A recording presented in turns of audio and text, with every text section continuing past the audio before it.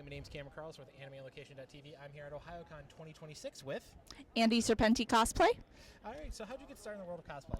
So growing up, I watched a lot of anime with my older brothers and just a lot of shows. And one year, my oldest brother took me to a local convention, and he's like, "Hey, why don't you wear a costume?" He's like, I was like, "People do that?" And he's like, "Yeah, people do that." So I dressed up as Harley Quinn and went to the convention, and I was like, "Oh my goodness, I have found my people. This is awesome," and I've been doing it since. Alrighty then. Now it says in your bio that your favorite series growing up was Batman the Animated Series.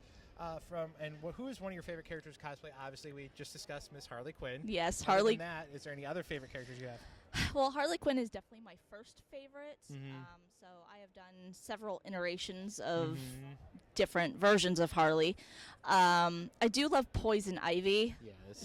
She's a really good one, and I do have plans to eventually cosplay her as well. I mean, Poison Ivy always hit, and that just the voice acting was just she's very seductive. I agree. Very seductive. Now, as a cosplayer, you make several different cosplays, as we've seen with Xena and this, and Harley.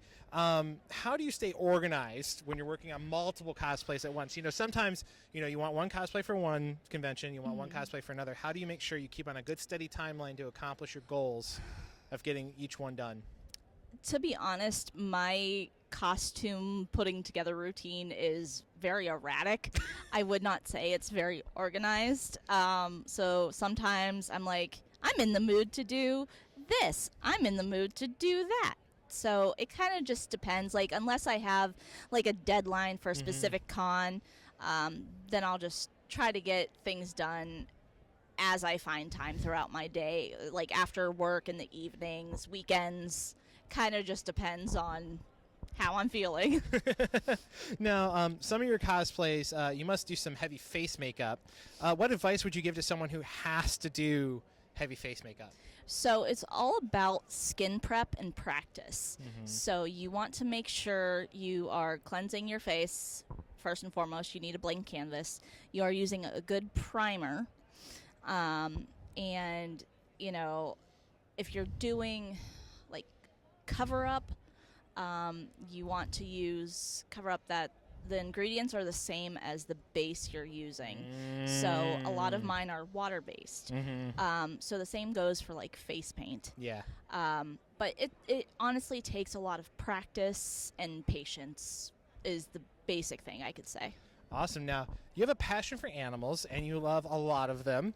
What's it like when you get to give back to an animal-related charity through your work? I noticed that you love horses and snakes and dogs and cats. Yeah. So, obviously, you're dressed up as a Vulpix today, a very nice, cute, cuddly fox animal. So what's it like when you get to incorporate your love of animals into your cosplay work? It's the most amazing feeling in the world. Doing charity in general, but doing charity through my cosplay for things that I'm passionate about, like animals, it's the most rewarding feeling that I could ever have, because it just gives me the warm fuzzies.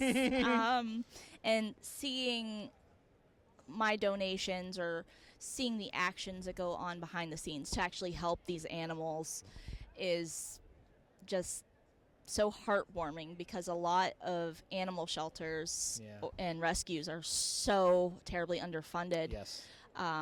So being able to help even in a small way is the best thing. Awesome. Now, you love Xena, Warrior Princess, as we can see here on your banner. Yes, I do. Now, another childhood show that you've cosplayed, and I also watched all of Xena, Warrior Princess as well. You did a lot of leather work for this outfit, and you built her chakra. How hard was it to get that leather work just right? So it wasn't just me on the leather work. I have a friend named Amy who, when I approached her, I was like, "Hey, I want to do Xena." And she's known for leather work. So I was like, "Hey, I want to do Xena. Will you help me?" She said, "I'll guide you through it, so I'm going to make you do everything." It was very, very hard. Yeah. And it was very, very long that everything took. The chakram was probably the easiest bit of it because it's just foam. You're not out there chucking it around, bouncing off walls and stones. You know, I try to get to bounce off of things, but it's just not happening. I just can't do what Lucy Lawless did. True enough, true enough.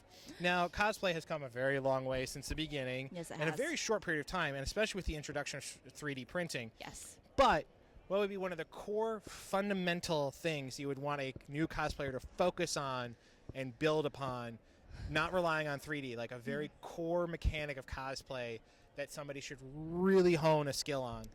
So the best skill you could have is patience, because no matter if you're getting into learning how to sew, if you're learning how to work with EVA foam for the first time, or if you're experimenting with 3D printing, or if you're working with cardboard, you know, or air clay, or, anything like that, patience is going to be your best friend, and just practice, because you're not going to get it right the first time.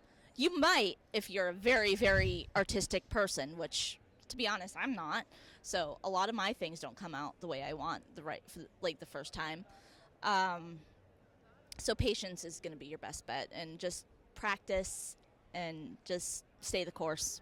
Awesome. Now, as someone who embodies cosplay, how do you mentally get into the right mindset to tackle a project? I mean, there's sometimes where you're gender bending, sometimes you're, obviously being not even a human.